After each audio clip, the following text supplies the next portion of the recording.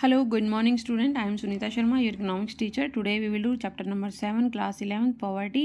तो कल हमने इसके कॉजेज़ किए थे वही और टाइप्स ऑफ पॉवर्टी की थी, एब्सोल्यूट और रिलेटिव। दो तरह की पॉवर्टी होती है हमारे देश में, कंट्री में।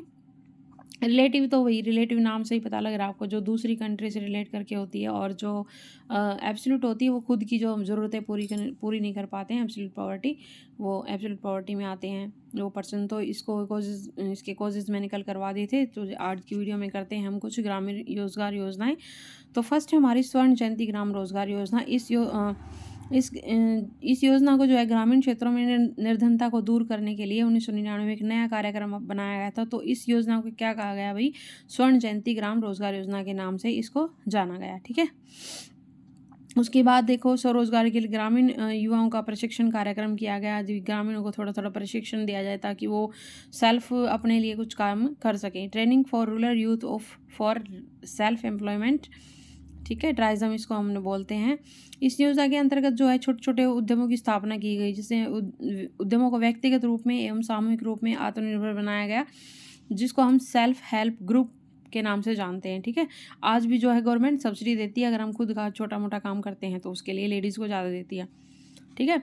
इसकी देखो कई बार फुल फॉर्म आ जाती है एग्जाम में, SGSY, स्वर्ण जयंती स्वरोजगार योजना। ओके, नेक्स्ट करते हैं हम राष्ट्रीय ग्रामीण आजीविका mission, national rural livelihood mission. ये भी इसी तरह की योजना थी। प्रथम चरण में इसको हमने 2012 और 13 में 150 जिलों में लागू किया गया, और अब तक इस योजना को 150 जिलों में लागू किया जाएगा, और 2016 से 17 तक अंत तक इसमें पूरे देश में लागू कर दिया है। अब तो 2024 आ गया है, तो ये योजना जो है पूरे कंट्री में लागू हो चुकी है। संपूर्ण ग्रामीण रोजगार योजना, नेक्स्ट देखिए, संपूर्ण ग्रामीण रोजगार योजना।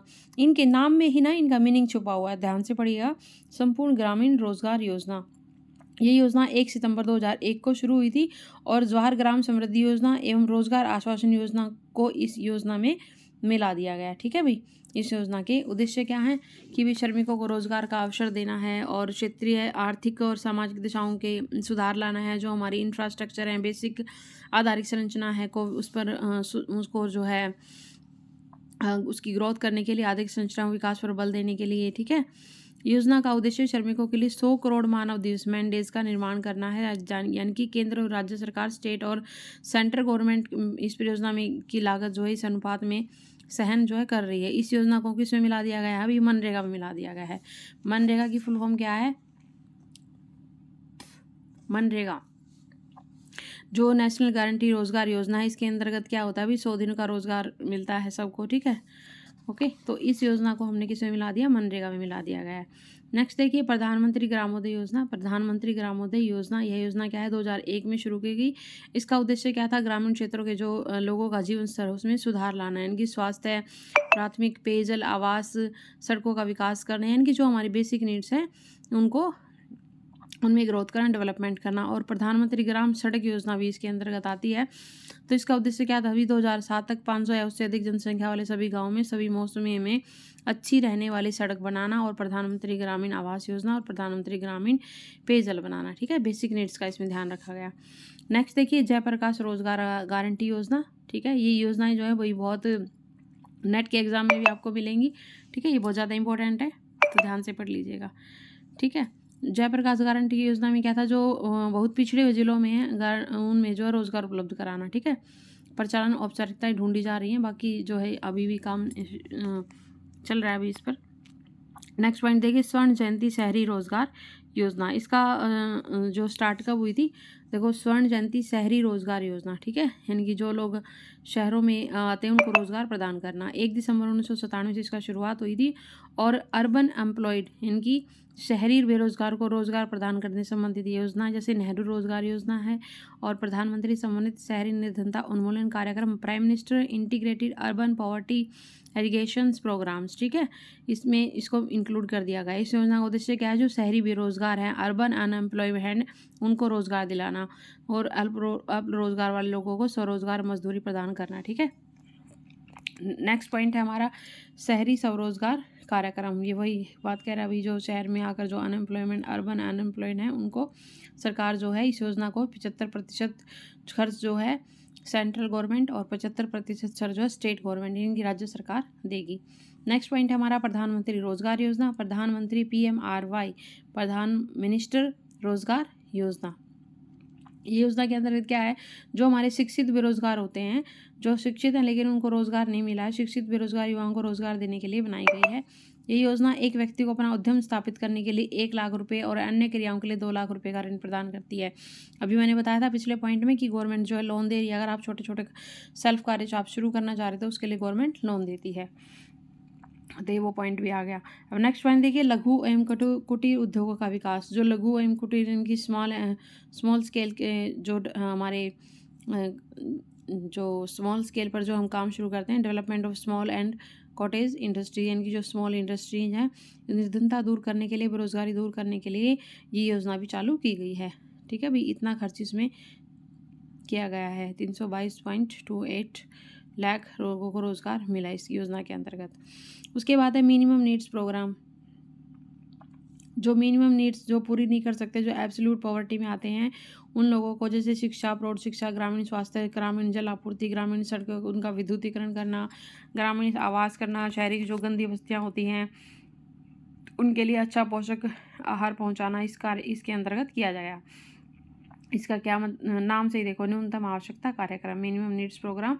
नेक्स्ट पॉइंट हमारा 20वीं सूत्र कार्यक्रम। इसके लिए जो है ये 1982 में शुरू की गई थी और इस कार्यक्रम के अंदर 20 सूत्र हैं, उसको आप अलग अलग पढ़ सकते हैं, जैसे इरिगेशन क्षमता वृद्धि, सिंचाई क्षमता वृद्धि, दाल तिलहन है, सम्मिलित ग्राम विकास योजनाएं हैं।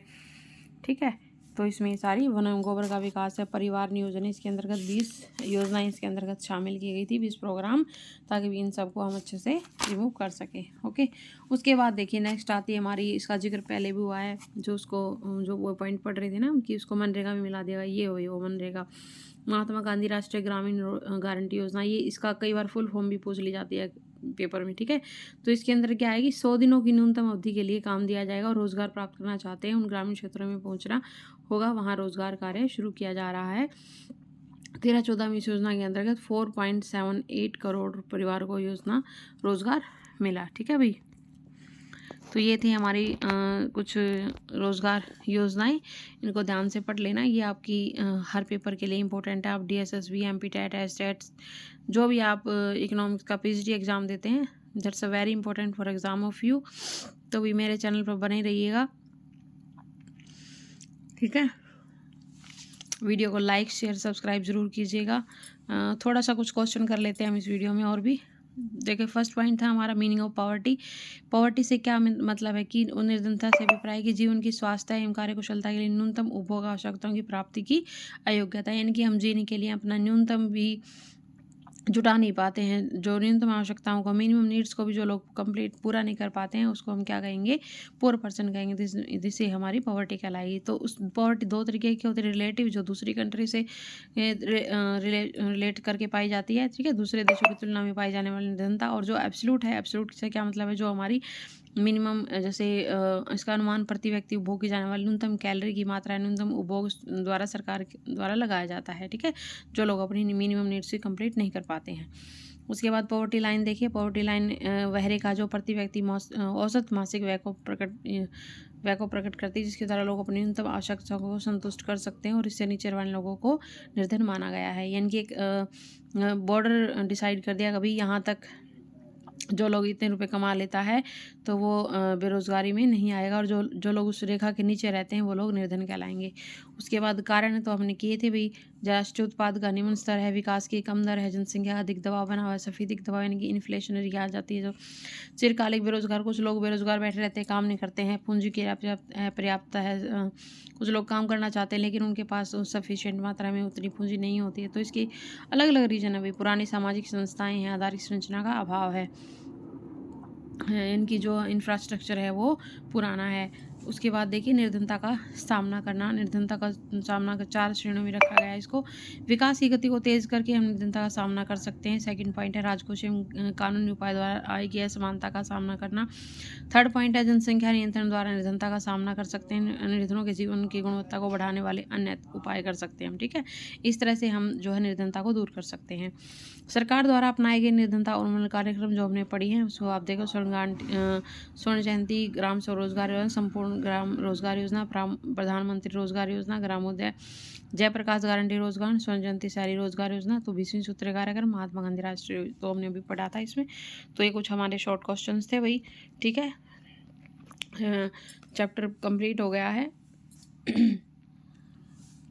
ओके, तो ये आप चैनल के साथ बने रहिएगा, वीडियो को लाइक शेयर सब्सक्राइब कीजिएगा। Okay, thank you dear student.